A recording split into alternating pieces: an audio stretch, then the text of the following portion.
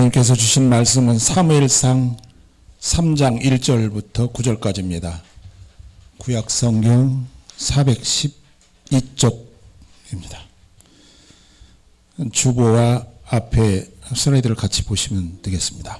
자매님들과 형제님들이 한 절씩 교독하시고 마지막 절을 합독하겠습니다. 자매님들 먼저 합니다. 시작. 아이 사무엘이 엘리 앞에서 여호와를 섬길 때에는 여호와의 말씀이 희귀하여 이상이 흔히 보이지 않았더라.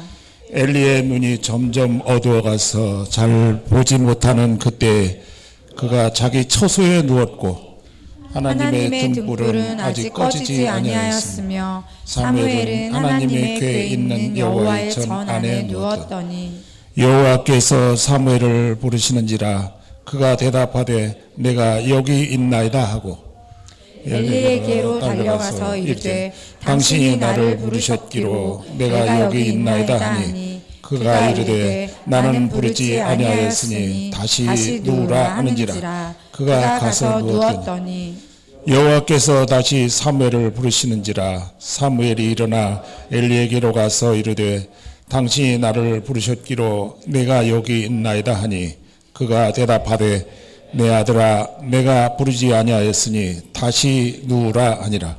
사무엘이 아직 여호와를 알지 못하고 여호와의 말씀도 아직 그에게 나타나지 아니한 때라. 여호와께서 세 번째 사무엘을 부르시는지라 그가 일어나 엘리에게로 가서 이르되 당신이 나를 부르셨기로 내가 여기 있나이다 하니 엘리가 여호와께서 이 아이를 부르신 줄을 깨닫고 엘리가 사무엘에게 이르되 가서 누웠다가 그가 너를 부르시거든 네가 말하기를 여호와여 말씀하옵소서 주의 종이 듣겠나이다 하라. 아멘. 이 말씀을 가지고 우리 조정인 목사님 나오셔서 혼탁한 이 세상에서라는 제목으로 말씀 전하실 때 많은 은혜 있으시기 바랍니다.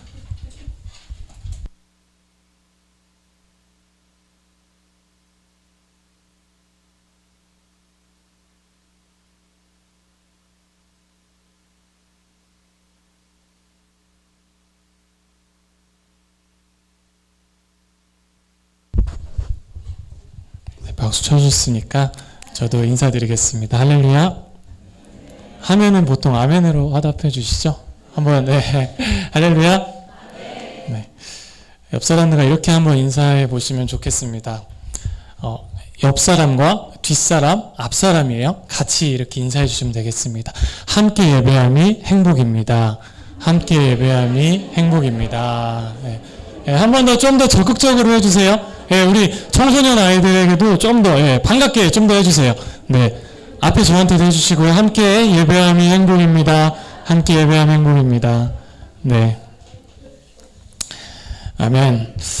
우리가 이 시간에 함께 모여서 예배하는 것이 여러분 은혜인 것을 믿습니다. 아멘이실까요? 네, 얘들아 오늘 예배를 한번 집중해 보자. 그래서 앞에 앉힌 거야? 사실 이런 은혜의 시간에 어떤 말씀을 선포해야 할까? 또 제가 매주 마주하기 제가 참 어려운 것 같아요. 그렇죠? 저는 저기서 예배를 드리고 있고 또 이렇게 성도님들을 다 마주하기는 어려운 제가 위치에 또 있는데 또 조금은 갑작스러울 수도 있겠다는 여러 가지 생각들이 제게 또 있었습니다. 여러분 제 이름이요. 법정에서 쓰는 증인이 아니라 예수의 증인입니다. 어디에 있든지 예수님의 그 증인이 되라고 하셨으니까 그래 어떤 자리든지 이 귀한 시간을 주셨으니까 하나님 말씀을 증거해야지 라는 마음으로 제가 이 자리에 서게 된 줄 믿으시기 바랍니다. 그래서 하나님께서 주신 마음을 담아서 정말 여기서는 하나님 말씀만 선포되어야 되겠다라는 생각을 가지면 제가 몇 주간 열심히 말씀을 연구하기도 하고 또 기도하면서 준비했으니까요. 오늘 하나님 말씀 앞에 저와 여러분이 힘차게 나아가시기를 간절히 소망합니다. 그럼에도 제가 어느 정도 좀 공감대 안에서 이 설교를 하면 좋겠다라는 생각을 가지면서 이렇게 준비를 했는데 여러분, 우리는 한 주의 첫 시작을 어디서 시작을 하시죠? 네, 맞습니다. 퀴즈 아니에요? 네, 교회 안에서 시작을 합니다. 그러면 내일 월요일은 어디서 한 주를 이어가시죠? 방금 우리 하린이가 크게 얘기했는데 뭐라고? 집에서 뜻밖의 이야기인데 우리는 세상으로 나아갑니다. 그렇죠? 여러분과 저는 마찬가지로 세상으로 나아간다는 거죠. 세상에서 우리는 각각 그 자신만의 다양한 스토리들이 만들어지고요. 그리고 그 이야기 안에서 웃기도 하고 또 울기도 하고 아파하고 또 좋아하고 감사하고 또 사랑하고 때로는 미워하기도 하는 그런 세상 속에서 같이 우리가 살아가고 있습니다. 이 공통이 될 수 있는 배경 안에서 여러분이 좀 한 주 동안 하나님께서 주신 말씀을 받으시고 그 말씀을 가지고 이 세상 속에서 어떻게 살아가야 할까? 여러분, 본문 말씀 우리가 너무나 잘 알고 있는 누구죠? 사무엘이 등장을 합니다. 이 사무엘이 부르심 받은 이야기는 교회 안에서 정말 우리가 자주 들은 이야기일 수도 있겠지만 여러분, 제가 아이들에게 집중하라고 할 때 이렇게 말을 합니다. 얘들아, 여기 봐봐. 이렇게 하는데 여기서 그럴 수 없으니까요. 네, 성경을 볼 시간은 제가 또 따로 드리겠습니다. 저를 봐주세요. 부끄럽지만. 본문 말씀 우리가 잘 알지만 혼탁한 이 세상에서라는 그 제목으로 여러분이 말씀으로 다시 한번 새겨보시고요. 이 말씀이 그러한가 생각도 해보시고 그 말씀으로 성령께서 우리를 가르치실 때 여러분과 저의 영혼이 다시 한번 힘을 얻고 하나님의 백성으로서 담대히 세상에 나아갈 것을 여러분 믿음으로 믿으시기를 바랍니다. 먼저 오늘 읽은 1절 말씀 보시기를 원하시니까 한번 같이 보겠습니다. 1절 말씀입니다. 1절 말씀 같이 읽겠습니다. 시작. 아이 사무엘이 엘리 앞에서 여호와를 섬길 때에는 여호와의 말씀이 희귀하여 이상이 흔히 보이지 않았더라. 아멘. 말씀의 배경, 이스라엘의 영적인 상태, 그로 인한 전반적인 상황을 지금 말합니다. 하나님의 계시의 말씀이 희귀하고 이상이 흔히 보이지 않았다는 건요, 지금 하늘 문이 닫혀진 상태라는 거예요. 여러분, 지금 이 사무엘상 시대는요, 어떤 시대죠? 사사 시대입니다. 그런데 사사 시대의 특징을 딱 한마디로 표현을 하면 매우 암울해요. 사사기 17장 6절 말씀입니다. 안 찾아보셔도 되고요. 제가 읽어드릴게요. 그때에는 이스라엘의 왕이 없었으므로 사람마다 자기 소견에 옳은 대로 행하였더라 라고 말을 해요. 그러니까 모든 사람이 각각 자기 소견에 옳은 대로 행동하던 시대가 사사시대라는 거예요. 하나님만이 이스라엘의 왕, 진정한 통치자가 되셔야 되는데 이 사사시대에 진우야, 모세의 율법도 지키지 않고 각 지파들이 서로 분쟁을 일으키는 그 원인이요, 강력한 중앙 집권적인 통치가 없었다라는 그럴듯한 핑계를 대면서 하나님의 뜻과는, 하나님의 말씀과는 전혀 상관없이 살아갔다는 거예요. 쉽게 말해 자기 소견, 자기 기준대로 행동을 하다 보니까 자기 말이 다 맞아요. 네. 이 사람도 저 사람도 막 다 자기 말이 맞대요. 이걸 뭐라고 하죠? 사공이 많으면 어디로 간다 그러죠? 배가 산으로 간다고 하죠. 하나님의 백성이 하나님께 좀 향해 가야 하는데 자기가 하고 싶은 대로 하다 보니까 어디로 가요? 점점 죄악된 길로 가기 시작합니다. 서슴없이 죄를 범하고 막 그것 때문에 징계를 받으면 잠깐 부르짖으며 회개하고 죄가 일반화 되어버린 그 시대. 그래서 흔히 사사시대를 말할 때 종교 암흑기라고 말하기도 해요. 성경의 시대의 순으로는 앞선 여호수아 시대, 즉 가나안 정복기를 지나서 이제는 조금 훈련이 되었을 법한데 12명의 사사를 보내줄 만큼 죄와 그 회개의 순환이 반복되는 시대가 어떤 시대라고요? 사사시대라는 겁니다. 그런 상태가 굉장히 오랫동안 지속되었고 사무엘은 사사시대 마지막 사사입니다. 그렇기 때문에 지금 사무엘의 어릴 적 시대는 오늘 말씀의 제목 한번 띄워주시면 감사하겠습니다. 말씀의 제목 한번 같이 읽어볼까요? 시작. 혼탁한 이 세상에서. 네입니다. 네, 이제 내려주셔도 되겠습니다. 제가 오늘 시대적 배경을 왜 먼저 설명을 드렸냐면 현재 우리가 살고 있는 이 시대 또한 참 혼탁한 시대처럼 보입니다. 여러분, 혼탁한 일이라는 그 말의 의미를 혹시 아시나요? 혼탁한? 국어사전에 1번, 2번 이렇게 나와 있는데 1번은 이렇습니다. 불순물이 섞여서 깨끗하지 못하고 흐리다라고 하고요. 2번은 정치적, 도덕적 따위의 사회적 현상이 어지럽고 깨끗하지 못하다라고 나옵니다. 그런데 여러분, 이 혼탁한 세상에서도요, 희망과 빛은 분명히 있다는 거예요. 그 길이 비록 순탄하지, 우리 그리스도인들에게 특히 순탄하지 않을지라도 오늘 사무엘을 통해서 한번 도전받고 또 성경적 교훈을 얻을 건데요. 첫 번째로 소개해드릴 오늘 말씀의 작은 주제는 혼탁한 이 세상에서도 제가 선창을 하겠습니다. 하나님의 등불은 아직 꺼지지 않았습니다. 우리 한 번만 더 해볼까요? 제가 하겠습니다. 하나님의 등불은 아직 꺼지지 않았습니다. 오늘 2절과 3절 말씀을 보시면 엘리 제사장과 사무엘의 상반되는 모습을 볼 수가 있어요. 먼저 2절 말씀을 한번 같이 읽어볼까요? 2절입니다. 시작. 엘리의 눈이 점점 어두워가서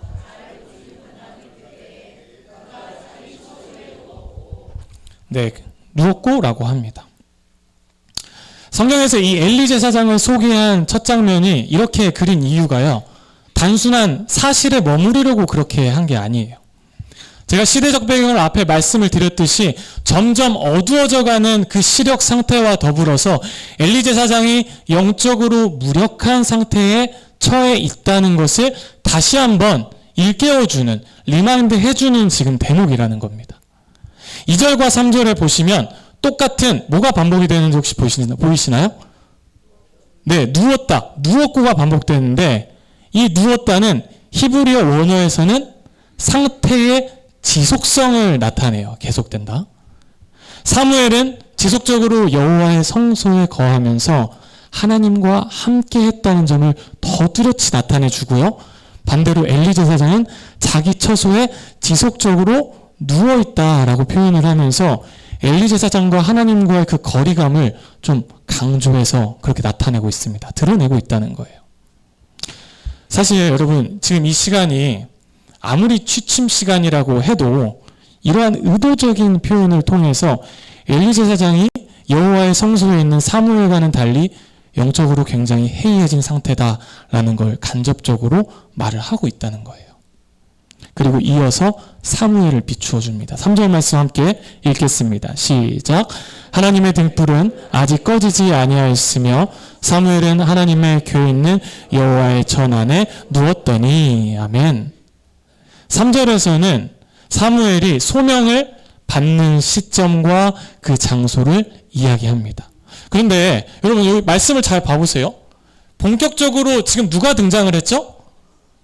네, 이 지금 본문에서 좀 주인공격인 사람으로 치면 사무엘이 딱 등장한 이 상황에서 사무엘에게 좀 더 집중을 할 수가 있는데 뭐가 더 많이 등장하죠?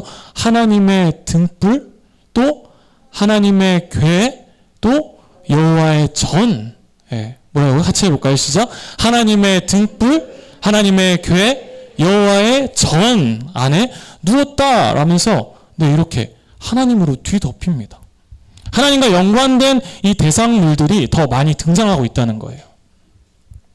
이 말은 엘리 가문에서는 하나님의 영광이 지금 떠나가고 있지만 이제 곧 부름을 받을 사무엘에게는 하나님이 함께해서 하나님의 영광을 나타낼 것이다, 그 사실을 미리 알려주고 있다는 거예요. 하나님의 등불은 꺼지지 않았지만 지금 엘리 제사장의 등불은 이미 어떻게 됐나요? 꺼져 버렸다는 겁니다. 사무엘상 2장 27절부터 36절을 앞장에 보시면요, 제가 설명을 해드릴게요.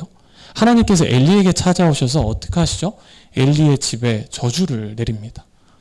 여러분, 상식적으로 우리가 생각을 할 때 이런 저주의 말을 들으면 어떻게 해야 돼요? 하나님께 나아가서 용서를 구해야 되죠. 회개해야 합니다.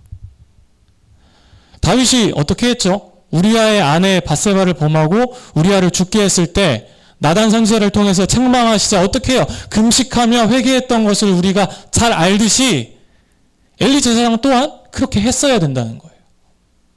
하나님 말씀이 희귀한 이 혼탁한 세상에서 제사장으로서 하나님께 더 나아가서 정말 간절히 기도하고 하나님만 붙들기도 모자란데 이미 엘리 제사장의 그 믿음의 등불이 어땠다고요? 꺼져 버렸기 때문에 더 이상 하나님을 향한 어떤 기대와 기도를 드리지 않고 있습니다. 그런데 사무엘의 모습은 어때요, 여러분? 하나님의 등불이 아직 꺼지지 아니하였을 때 하나님의 궤에 있는 전 안에 누웠다라고 말씀합니다. 여러분, 이 등불이 어떤 역할을 하시는지 아시나요? 이 등불이요, 매일 저녁마다 성소의 안을 밝히기 위해서 켜지는 7가지로 된 등잔의 등불이라고 해요. 근데 이 등불이 저녁에 점등이 돼서 켜져가지고 등의 기름이 완전히 이렇게 떨어지는 새벽까지 계속 이렇게 켜져 있었다고 합니다. 사무엘이 누웠다고는 하지만 그 지성소 안에서 잠을 잤다는 말이 아니라 언약궤가 있는 여호와의 그 전뜰 주변에 있는 제사장, 레위인, 그리고 헌신자들을 위해 그 지어놓은 그 거처에서 뭘 했냐? 하나님을 향한 헌신과 봉사를 위해서 계속적으로 그 성막 안에서 쉽게 말해 대기하고 있었다는 거예요. 머물고 있었다는 겁니다. 그러니까 그 시각까지 사무엘은 말씀을 묵상하거나 기도하거나 아니면 성전 안을 청소하면서 다음 날을 위한 준비를 하고 있었다는 거예요. 그리고 이 모든 것을 다 마치고서야 자리에 눕고자 했다는 겁니다. 제가 이 상반된 모습을 좀 묵상을 하면서 그렇다면 우리는 혼탁한 이 세상에서 어떠한 삶을 좀 살아내야 하는가라는 질문을 이렇게 해보게 되었습니다. 함께 가는 성도 여러분, 여러분은 지금 어떠한 삶의 자리에 머물고 계십니까? 정말 우리는 그리스도인으로서 꺼지지 않은 하나님의 그 등불 아래서 말씀과 기도로 사무엘처럼 여러분의 삶을 살아내고 계신가요? 아멘이신가요? 네, 너무 작네요, 아멘이. 네, 아멘이신 줄 믿습니다. 혹시 우리가 엘리 제사장처럼 내가 기도해야 할 것을 좀 놓치거나, 그래, 저도 가끔 그러거든요. 내일도 있는데 내일 하지, 기도 내일 해야지. 미루거나 성경 말씀으로 선포된 말씀으로 나에게 딱 찾아오셨는데 그저 나의 자리, 나의 생각, 내 생활에 집중하느라 하나님과 하나님의 등불과는 그 상관없는 삶을 나는 살아내고 있지 않는가라는 질문을 던져보게 되었습니다. 베드로전서 2장 9절 말씀을 제가 쉬운 성경 버전으로 한번 읽어드리도록 할게요. 귀 기울여서 잘 들어보세요. 작게 얘기할 거니까요. 그러나 여러분은 하나님께서 선택하신 민족이며 왕의 제사장입니다. 또 거룩한 나라이며 하나님께서 홀로 다스리는 나라의 백성입니다. 하나님께서는 그분의 선하심을 선포하게 하시려고 여러분을 어두움 가운데서 불러내어 그의 놀라운 빛 가운데로 인도하셨습니다. 아멘. 이 부분 같이 한번 해볼까요? 제가 선창할게요. 그 놀라운 빛 가운데로 인도하셨습니다. 아멘. 베드로전서에서 말하는 이 어두움은요, 혼탁한 이 세상이고요, 죄와 사망을 말합니다. 하나님께서는 바로 어두움 가운데 우리가 죄와 사망 가운데 있던 우리 모두를 왕 같은 제사장으로서 하나님의 등불 아래로 불러내셨다는 거예요. 그리고 그의 놀라운 빛 가운데서 우리를 인도하십니다. 결국 여러분과 제가 꺼지지 않는 하나님의 등불 아래 있을 때요, 그리고 주님이 주시고 주님이 주실 은혜를 사무엘과 같이 사모하는 모습으로 우리 자신이 하나님의 등불이 우리를 비추는 곳에 있을 때 내가 주인공이 아닌 주님이 이끄시는 삶으로, 나의 하나님이 나의 주인 되는 삶으로 나아가게 된다는 것을요, 오늘 이 본문 말씀 가운데서 여러분 믿어지고 깨닫게 되는 은혜가 있으시기를 간절히 소망합니다. 이 하나님의 등불이요, 오늘 참 중요한 역할을 계속합니다. 이 등불 밑에서 사무엘이 오늘 어떠한 은혜를 받죠? 오늘 부르심을 받습니다. 둘째 주제인데요. 서주제인데 혼탁한 이 세상에서 주님은 우리를 계속해서 부르고 계신다는 거예요. 제가 선창할게요. 혼탁한 이 세상에서 주님은 우리를 계속해서 부르고 계십니다. 아멘. 혼탁한 이 세상에서 주님이 우리를 계속해서 부르신다는 말이 제가 곰곰이 생각해 봤어요. 이 말을 묵상을 또 말씀 가운데서 주제를 정하며 생각해 보니까 굉장히 황송하기도 하고요. 어른들 말씀이죠. 또 어쩔 때는 감격적으로 이렇게 다가오는 말씀이기도 합니다. 하나님께서 사무엘 이름을 친히 불러주세요. 근데 그는 누가 부른 줄 알고 왔다 그러죠? 엘리 제사장이 부르는 것인 줄 알고요. 그에게로 달려나갑니다. 여러분 지금 사무엘의 나이가 몇이나 되었을 것 같아요? 배우시지 않았을까요? 몇이나 되었을 것 같아요? 대략? 우리 청소년 교회에서 13살이 나왔는데 한 살만 빼면 12살이잖아. 목사님 12살 가져왔거든? 맞았어, 진호야. 대단하다, 진호야. 12살이에요. 원래 제가 맞추면 저희는 박수 쳐줘요. 막 박수 쳐줘. 근데 네 괜찮니? 박수 한번 크게 쳐주세요. 네. 거짓 맞힌 거잖아, 진호야. 그치? 고마워. 유대 역사가 요세푸스는 사무엘이 이때의 나이를 12세 정도로 보았다고 합니다. 우리 사회의 12세 소년의 보편적 기준은 몇 학년이죠? 초등학교? 네, 5학년이에요.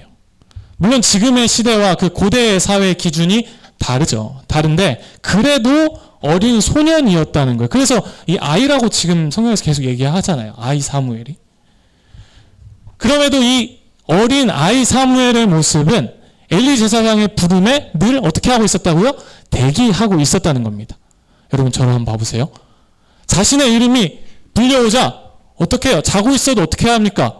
침상에서 벌떡 일어나야죠. 어떻게 자다 갑자기 달려갈 수는 없잖아요. 순서가 있죠. 네, 일어나서 달려갔을 거예요. 자신의 이름이 딱 불려오자 사무엘아 하자 침상에서 벌떡 일어나서 엘리 제사장님에게 지금 무슨 일이 생겼나? 그 생각밖에 없습니다. 아니면 좀 불편한 일이 생기셨나? 어디가 안 보이시는데 넘어지셨나? 궁금히 여기면서 재빠르게 달려가서 어떻게 말하죠? 내가 여기 있나이다 라고 말합니다. 그런데 엘리는 제사장은 자신이 부르지 않았다 그래요. 이 행동을 몇 번이나 반복하죠? 3번이나 반복을 합니다. 하나님의 음성을 미처 깨닫지 못하는 좀 어리숙한 아이 같은 부분이요 여기서 티가 나기도 하는데 7절 말씀을 함께 같이 보실까요? 시작. 사무엘이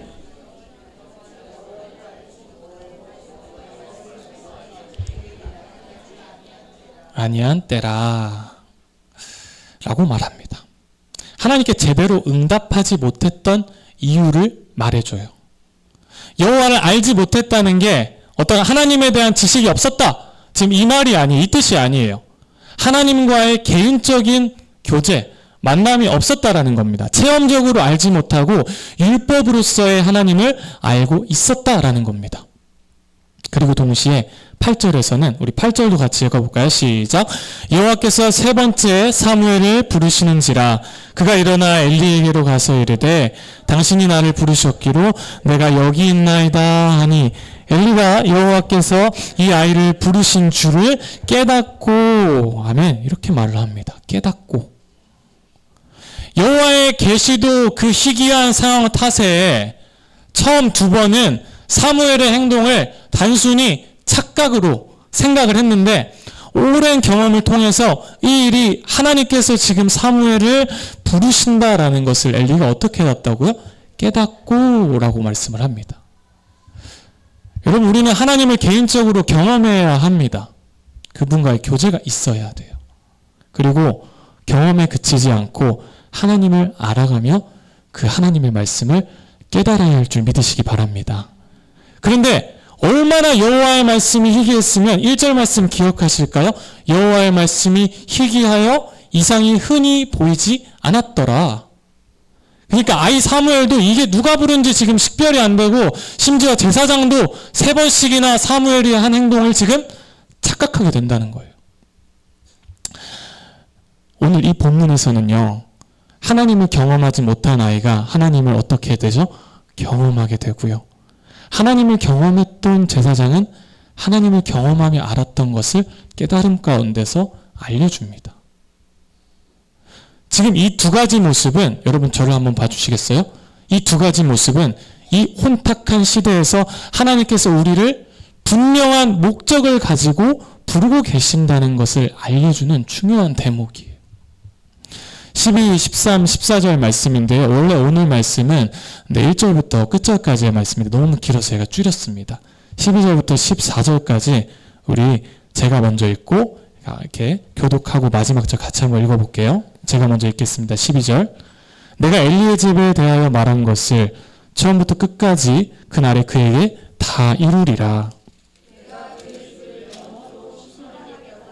에게 말한 것은 그가 아는 죄악 때문이니 이는 그가 자기의 아들들이 저주를 자청하되 금하지 아니하였음이니라. 같이 읽겠습니다. 그러므로 내가 엘리의 집에 대하여 맹세하기를 엘리 집의 죄악은 제물로나 예물로나 영원히 속죄함을 받지 못하리라 하였노라 하셨더라. 아멘.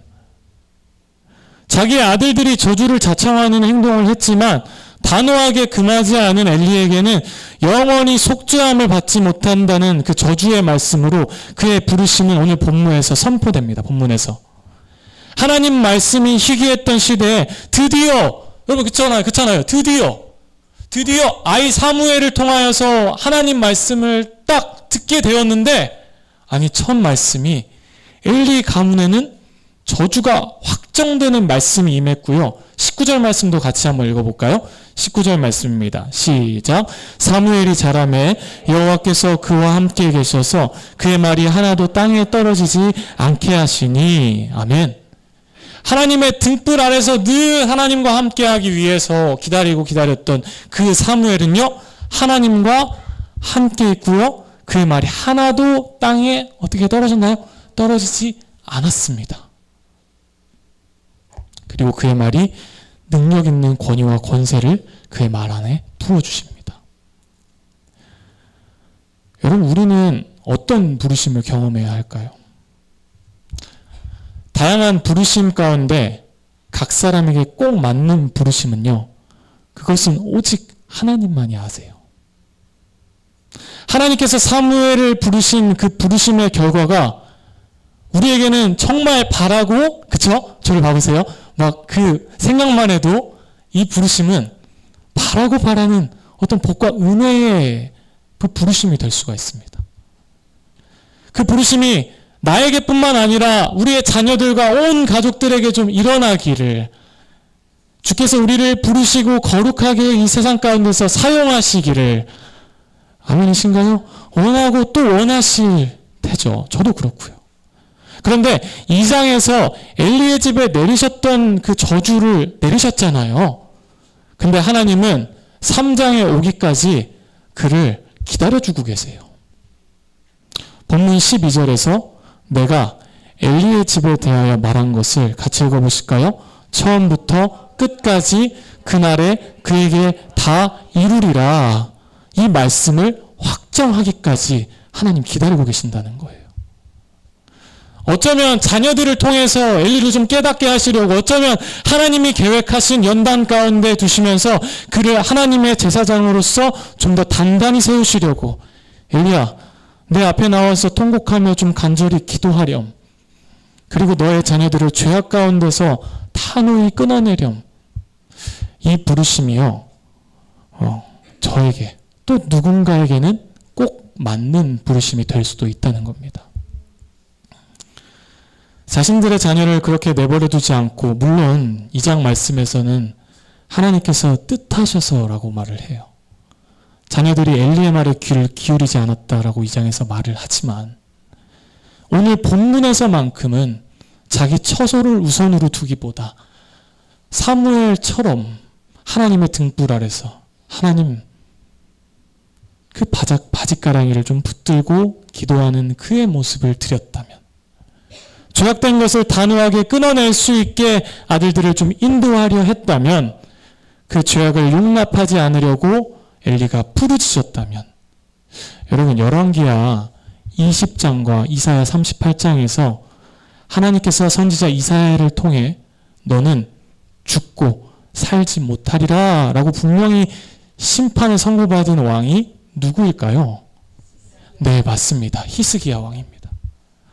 박수는 생략할게요. 네. 그는요, 이사야를 통해서 이 말을 듣고 어떻게 하죠? 네. 그 낯을 벽으로 향하고 통곡하며 하나님께 간절히 기도합니다.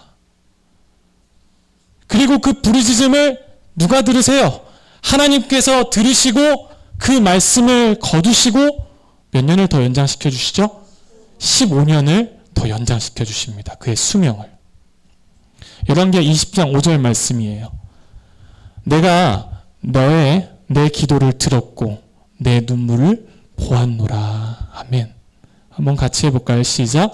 내가 내 기도를 들었고 내 눈물을 보았노라. 아멘. 엘리가 진정으로 정말 진심으로 하나님의 등불 앞에 나아갔었다면, 그 말씀 앞에서 엎드려 회개했었다면, 오늘 사무엘에게 그 희귀한 그 말씀이 희귀했던 시대에 처음으로 들려주었던 말씀은 히스기야를 긍휼히 여기셨던 하나님과 같은 그러한 말씀이 혹여나 선포되지 않았을까요? 오늘의 말씀을 조금 정리하도록 하겠습니다. 결국 오늘 나신을 이름으로써 하나님께 모든 것을 드리는 사무엘을 부르신 부름은요, 여러분 마치 모세가 자신의 삶을 다 내려놓게 되죠. 그리고 배움과 지식이 어떻게 돼요? 모세에게 무효화되죠. 부와 명예도 필요가 없습니다. 그치? 박수 받았던 진우야, 그치? 그렇지. 부와 명예가 필요가 없어. 하리나, 그렇지? 필요가 없어. 오직 하나님만이 이끄시는 마치 광야로 나아가는 그 사무엘에게 부르신 부름은 그렇다는 것을 여러분 생각하시기를 한번 바랍니다. 여러분, 혹은 우리가 엘리와 같이 우리를 부르셨다면 그저 편안한 곳으로, 그저 좀 안락한 침대로 우리를 부르신 게 아니라요, 어쩌면 좀 불편한 곳, 가기 싫은 곳, 어떨지 뻔히 보이지만 갈 수밖에 없는 곳으로 우리는 오늘 본문 말씀을 보면서 한 번 더 깨달아야 할 줄 믿으시기 바랍니다. 여러분, 다시 한번 주님을 붙잡는 그 광야로, 여러분 저는 사실 제 이야기를 저는 말씀 가운데서 많이 하지는 않습니다. 근데 단 한마디만 할게요. 저도 보시면 아까 전에 어떤 친구가 그러더라고요. 목사님 오늘 왜 이렇게 머리를 막 올리시고 막 그러셨어요? 그래서 원래 그렇게 하고 오진 않거든요. 깔끔해 보이려고. 이렇게 보일지는 모르겠지만 저도 나름의 하나님의 그 부르신 광야 가운데서 지냈던 그 시간들이 있습니다. 여러분도 다 있으시겠죠. 오늘 사무엘에게, 엘리에게 지금 그러한 말씀을 하십니다. 그런데 여러분, 중요한 것은요, 하나님께서 사무엘을 몇 번이나 부르세요? 몇 번이요? 맞아요. 4번입니다. 4번입니다. 이거 박수 쳐드려야겠는데. 4번 하면 박수. 네 4번이에요. 우리 권사님이시죠? 네, 4번입니다. 3번인 줄 착각했는데 한 번 더 부르세요. 한 번 더. 사무엘아, 사무엘아 라고 부르세요. 제가 왜 이 말씀을 드리냐면, 하나님은 우리를 계속해서 우리를 부르고 계신다는 거예요. 증인아, 내 아들아, 내 딸아, 우리를 계속해서 하나님 부르고 계세요. 그리고 마치 세상에서는 광야와 같은 곳으로 우리를 인도하십니다. 오늘 말씀을 좀 생각하시면서 조금은 생소할 수 있는 찬양인데요, 이 찬양을 함께 나누면 좋겠습니다.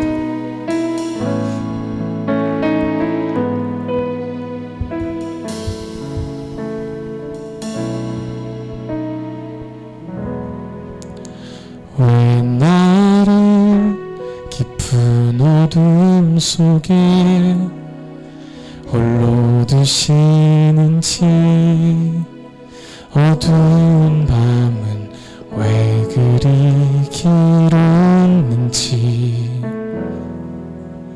나를 고독하게, 나를 낮아지게, 세상 어디도 기댈 곳이 없게 하셨네.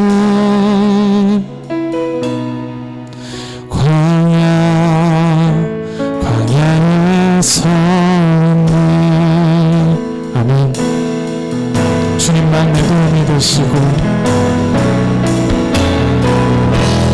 주님만 내 도움이 되시고, 주님만 내 빛이 되시고, 주님만 내 친구 되시는 광야. 주님 손 놓고는 단 하루도 살 수 없는 것 광야. 광야에 서네. 우리 같이 고백할까요? 왜 나를 깊은 어둠 속에, 왜 나를 깊은 어둠 속에 홀로 두시는지, 어두운 밤은 왜 그리 길었는지, 나를 고독하게, 나를 낮아지게 세상 어디도 기댈 곳이 없게 하셨네. 광야에 서 있네. 주님만 내 도움이 되시고, 주님만 내 도움이 되시고, 주님만 내 빛이 되시고, 주님만 내 친구 되시는 광야. 주님 손 놓고는 단 하루도 살 수 없는 광야.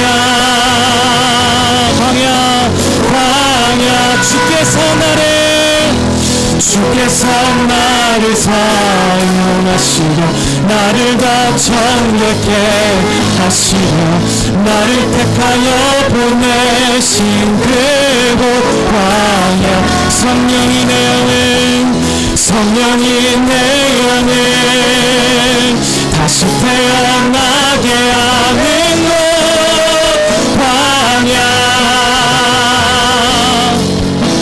광야에 서 있네. 잔잔하게 내 자아가 산산이 깨지고 높아지려 했던 내 꿈들도 주님 앞에 내려놓고, 오직 주님 뜻만 이루어지기를, 나를 통해 주님만 드러나시기를.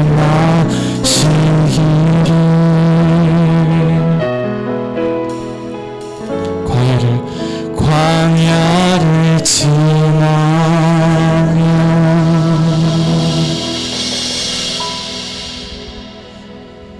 하나님 아버지, 혼탁한 이 세상에서 나의 삶은 어디로 향하고 있습니까? 사무엘이 머물렀던 하나님의 등불인가요? 엘리가 머물렀던 나의 처소, 나의 삶인가요? 아버지, 나의 삶이 하나님만 바라보는 그 척박한 광야 같은 곳이 되기를 소망합니다.